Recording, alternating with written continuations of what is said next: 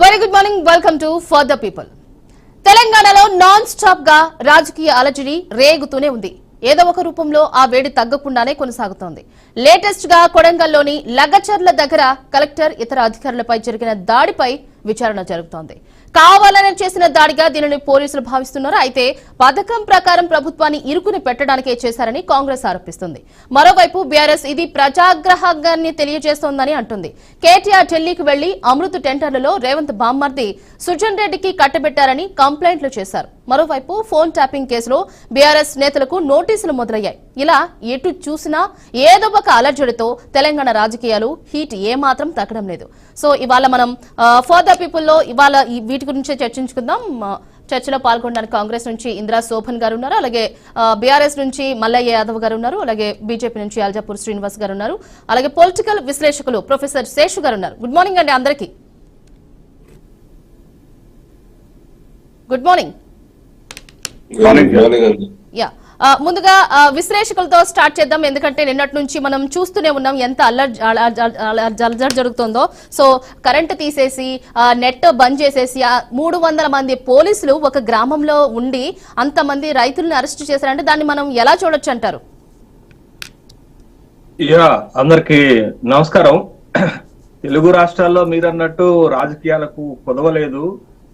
పెద్ద ఎత్తున ప్రతి అంశాన్ని రాజకీయం చేస్తున్నటువంటి సంఘటనలే తెలుగు రాష్ట్రాల్లో కనపడుతున్నాయి. అంటే పాలన కంటే కూడా ఎక్కువ రాజకీయాలు మనకు కనపడుతున్నాయి. ఒక వెండిక్ట పాలిటిక్స్ బాగా కనపడుతున్నట్లుగా ఈ పరిణామాలన్నీ మనకు కనపడుతున్నాయి. అయితే ముఖ్యంగా మనం చర్చలో ఇవాళ తీసుకున్నటువంటి అంశం లగచర్లలో జరిగినటువంటి దాడిని మనం ఏ విధంగా చూడాలనేటటువంటి అంశంపైనే చూడాలి. ప్రజాస్వామిక వ్యవస్థలో ఒక ప్రాథమిక సూత్రం ఏంటంటే ప్రభుత్వము ప్రజలకు అనుకూలమైన విధానాలు చేపట్టినప్పుడు, వ్యతిరేకమైన విధానాలు చేపడుతున్నప్పుడు దానికి వ్యతిరేకంగా నిరసన చెప్పుకునేటటువంటి హక్కు రాజ్యాంగం ఇచ్చింది.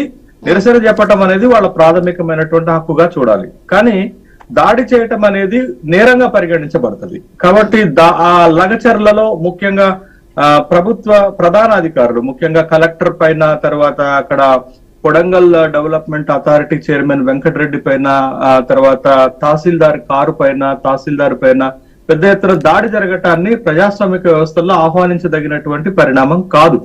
నిరసన ఎంతైనా చెప్పొచ్చు. ఇప్పుడు మల్లన్న సాగర్ సంబంధించి అది కడుతున్నప్పుడు అక్కడ భూ నిర్వాసితులందరూ కూడా పెద్ద ఎత్తున నెలల తరబడి నిరసన కార్యక్రమాన్ని చేసినటువంటి సందర్భాలు మనం చూసాం.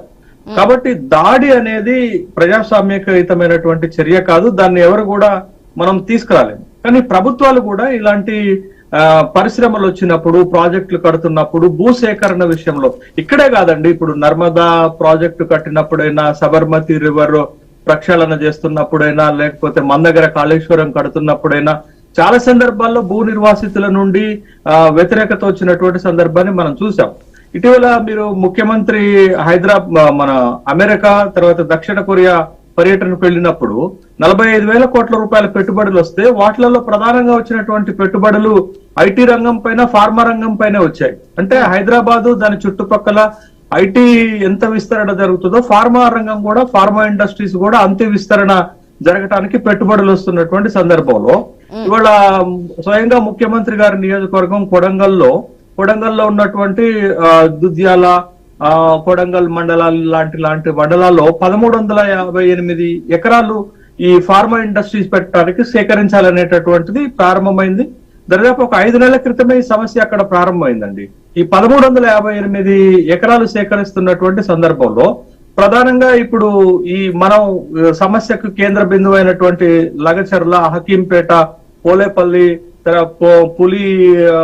పూల్రాజ్ తండ, తర్వాత ఇంకొక తండ, మొత్తం ఒక 5 గ్రామాలకు సంబంధించినటువంటి ఇష్యూ బహిరంగ విచారణలో అటు కలెక్టర్ పైన, ఇటు కాడా చైర్మన్ అయినటువంటి వెంకటరెడ్డి పైన, తహసీల్దార్ పైన జరిగినటువంటి దాడి మనం చూసాం.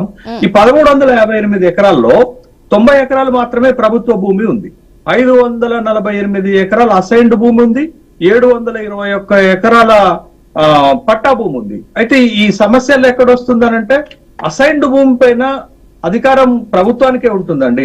మాది దళితులకు లేకపోతే ఎస్టీలకు పంచినప్పటికీ కూడా భూ సేకరణ చట్టాలు ఏం చెప్తున్నాయి, లేకపోతే ల్యాండ్ యాక్ట్స్ ఏం చెప్తుంటాయంటే భూమి పైన ప్రభుత్వానికే అంతిమ అధికారం ఉంటుంది. ఒకవేళ ప్రభుత్వము ఇట్లాంటి పరిశ్రమలు పెట్టాలనుకున్నప్పుడు ఆ భూమిని సేకరించుకునేటటువంటి హక్కు ప్రభుత్వానికి ఉంటుంది. ముఖ్యంగా అసైన్డ్ ల్యాండ్ లాంటి భూములకు ఎప్పుడంటే అప్పుడు తీసుకోవచ్చు రిటర్న్ అనేటటువంటి చట్టం ఉంటుంది. దాన్ని మార్చాలనే ప్రయత్నాలు జరుగుతున్నాయి.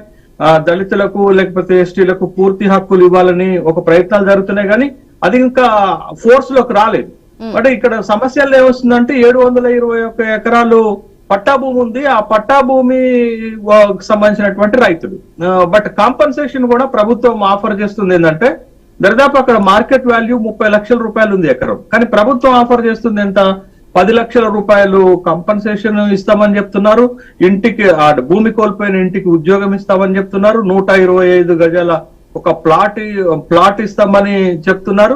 తర్వాత ఒక ఇందిరమ్మ ఇల్లు ఇస్తామనేటటువంటిది చెప్తున్నారు. అదే ప్రభుత్వం తోటి నెగోషియేషన్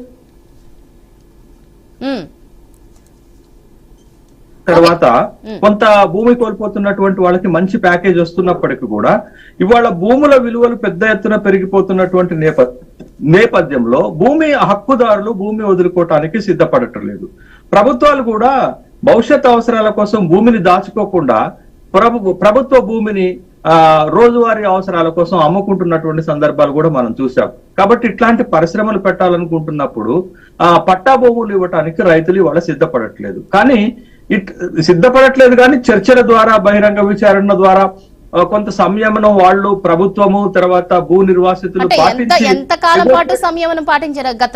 గత కొన్ని నెలలుగా దాదాపు సంవత్సర కాలంగా చేస్తున్నాము, ఇంకెంత సంయమనం పాటించాలని చెప్పేసి అనేది కదా రైతుల వెనక వాళ్ళ బాధ. అదే ఇక్కడ ఇప్పుడు ఈ ఇష్యూలో మన ముందుకు వస్తున్నటువంటి మన చర్చలకు వస్తున్నటువంటి అంశం ఏంటంటే, ఒకవేళ కొంత మేరకు భూ నిర్వాసితులు రైతులు భూమి కోల్పోతున్నటువంటి వాళ్ళు చర్యకు దిగారు అంటే కొంత మనం అర్థం చేసుకోవచ్చు. కానీ రాజకీయ ప్రేరేపితమైనటువంటి చర్యగా ఉంటే, పొలిటికల్ మోటివేషన్ ఉంటే, ఈ చర్య వెనకాల రాజకీయ శక్తుల ప్రమేయం గనక ఉంటే దాన్ని ఆహ్వానించదగినటువంటి పరిణామం కాదు అనేటటువంటి మాటే వస్తుంది. పోలీస్ ఎంక్వైరీలో గానీ లేకపోతే అక్కడ దాడి జరిగినటువంటి సంఘటనలు గానీ చూస్తుంటే కొంత పొలిటికల్ మోటివేషన్ ఉందా దీని వెనకాల అనేటటువంటి ఒక అనుమానాలు వస్తున్న నేపథ్యంలో ఈ సంఘటన జరిగిన తర్వాత వస్తున్నటువంటి కామెంట్స్ లో ఒక విపరీతమైనటువంటి కామెంట్ ఏంటంటే, ఈ దాడి అధికారుల పైన జరిగింది కాదు ప్రభుత్వం పైన జరిగిన దాడిగా చూడాలనేటటువంటి ఒక కామెంట్ పొలిటికల్ లీడర్స్ నుంచి రావటం జరిగింది. అది మంచి పరిణామం కాదు. దాడులను ప్రోత్సహించేటటువంటి సంస్కృతి మంచిది కాదు ఇట్లాంటి విషయాల్లో అనేటటువంటి. నిరసన హక్కు కాబట్టి ఎంతసేపు అయినా నిరసన చెప్పుకోవచ్చు, ప్రభుత్వం దగ్గర ఎంతైనా మనం కొట్లాడేటటువంటి అవకాశం ఉంటుంది. కానీ ఇట్లాంటి మరి ముఖ్యంగా మీరు చూడండి, ఇప్పుడు ఆంధ్రప్రదేశ్ లో కూడా ఇదే రకమైన ఒక సమస్య జరుగుతుంది. కర్నూలు జిల్లాలో యురేనియం తవ్వకాలకు వ్యతిరేకంగా అక్కడ ప్రజలు ధర్నాలు చేస్తున్నారు, అక్కడ ప్రజలు వ్యతిరేకిస్తున్నారు. ఆ సందర్భంగా అధికార పార్టీకి సంబంధించినటువంటి ప్రజాప్రతినిధులు ఎమ్మెల్యేలు కూడా నిజ నిర్ధారణకు వెళ్లి మేము ఈ యురేనియం తవ్వకాలకు వ్యతిరేకమని చెప్తున్నారు. గతంలో కూడా మనం చూసాం, ప్రజాప్రతినిధుల పైన నిరసన చూసాము, కొద్దిపాటి దాడులు చూసాము. కానీ ఇప్పుడు ఏకంగా అధికారులపైనే దాడి చేయటం అనేటటువంటిది విషయం కొంత ఎంతకో ఎక్కడో ఇది మంచిది కాదు అనేటటువంటి అభిప్రాయాలు అయితే కలుగుతున్నాయి. కాబట్టి ఇప్పుడు అధికారులైనా మన ముఖ్యంగా కలెక్టర్ లాంటి అధికారులైనా ఆర్డీఓలు గాని తహసీల్దార్లు గాని ప్రభుత్వ ఆదేశాల మేరకు పనిచేసేటటువంటి ఉద్యోగులుగా చూడాల్సినటువంటి అవసరం ఉంది. బట్ పొలిటికల్ మోటివేషన్ తోటి ఇట్లాంటి దాడులు చేపించడం అనేది మంచిది కాదు అనేటటువంటి అభిప్రాయమే రాష్ట్రమంతా వ్యక్తమవుతుంది. కానీ ప్రభుత్వం కూడా కొంత ఉదారంగా వ్యవహరించాల్సినటువంటి అవసరం ఉంటుంది. ఎందుకంటే అక్కడ భూమి అనేది, గ్రామాల్లో భూమి అనేది వాళ్ళ సొంత ఆస్తిగా కాకుండా ఒక ప్రెస్టేజియస్ సమస్యగా భావిస్తారు. కాబట్టి దాన్ని వదులుకోవటానికి ఇష్టపడినటువంటి నేపథ్యంలో ఏ అవసరాల కోసం ప్రభుత్వం తీసుకుంటుందో వాళ్ళకి తెలియజెప్పాల్సిన అవసరం ఉంది, వాళ్ళని అవేర్నెస్ చేయాల్సినటువంటి అవసరం ఉంది. వాళ్ళ పక్షాన మరికొంత ఉదారంగా R&R ప్యాకేజీలో లాంటి విషయాల్లో గాని ఇంకో కొంచెం 2013 భూసేకరణ చట్టానికి ముందడుగు వచ్చి వాళ్ళకి సహేతుకమైనటువంటి సమర్థనీయమైనటువంటి ప్యాకేజ్ ఇస్తే బాగుంటుంది. వాళ్ళని ఒప్పించాల్సినటువంటి అవసరం కూడా ప్రభుత్వాల పైన ఉంటుంది. బట్ ఇక్కడ ప్రభుత్వ చర్య కంటే కూడా